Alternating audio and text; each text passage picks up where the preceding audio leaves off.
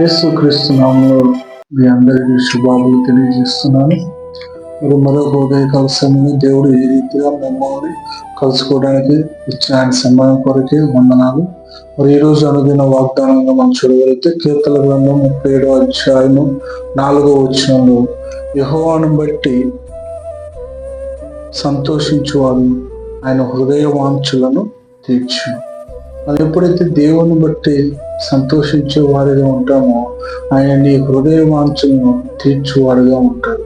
మనం ఆలోచన చేయగలిగితే మనం ఉదయం మొదలుకొని ఆ దినము గడిచేవంతే కూడా యెహోవాను బట్టి నువ్వు సంతోషించగలిగితే, దేవుడు ఇచ్చిన రోజును బట్టి, దేవుడు ఇచ్చిన ఆహారాన్ని బట్టి, దేవుడు ఇచ్చిన బలమును బట్టి, దేవుడు ఇచ్చిన నీకు పని చేయడం కావాల్సిన శక్తిని బట్టి నువ్వు ప్రతిదినము ఆనందించేవారిగా ఉండగలిగితే ఆయన నీ హృదయం ఏమైతే ఉన్నాయో అవన్నీ కూడా దేవుడు తీర్చేవారిగా ఉంటాడు. మరి చాలా మటుకు మనం చూడగలిగితే మన జీవితంలో అనేకమైన వాంఛలు మనం కలిగిన వారు ఉంటాం. అవి సాధించాలి, ఇవి నెరవేర్చాలి, అవి పొందుకోవాలి. కానీ మనకి చాలా దూరంలో ఉంటూ ఉంటాయి.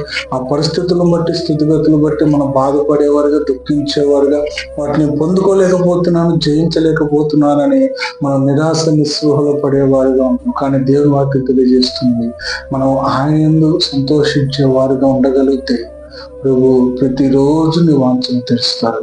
మనం లేచిన మొదలుకొని మన దినచర్య ముగించే వరకు నాకు ఈ రోజు ఇచ్చిన యెహోవాను బట్టి నేను సంతోషించే వారిగా ఉన్నాను తెలుసుకోగలిగితే ప్రభు నీ వాంఛలను తీర్చేవారిగా ఉంటాడు. మరి ఈ వాక్యం చూస్తున్న మీ అందరి వాంఛలను ప్రభు తీర్చేవారిగా ఉండును గాక. ఆమేన్. ప్రార్థన చేద్దాం. మహాగణుడా, మహాపరిశుద్ధుడా, నీకు స్తోత్రాలు ప్రభు. ఈరోజు వేస్తే నిన్ను బట్టి నువ్వు సంతోషించే వారు ఉండని సహాయం దయచి మా ప్రతి ఈవులందు పరిస్థితులేదు, ప్రతి సమయం మందు కూడా ప్రభు నీ పట్ల మేము ఆనందించి సంతోషించి గడిపేవారు ఉండని సహాయం దయచి, తద్వారా మా జీవితం వేస్తే మాకు కావాల్సినవి మేము పొందుకోవాల్సిన అన్ని కూడా మీరు అనుగ్రహించి మా వాంఛలను తీర్చి మీ ఎడల ఇంకా అధికమైన సంతోషం కలిగిన వారుగా మా జీవితంలో మేము ముందుకు నడవడానికి చూపించమని యేసు నామములో అడుగుతున్నాం తండ్రి. ఆమేన్.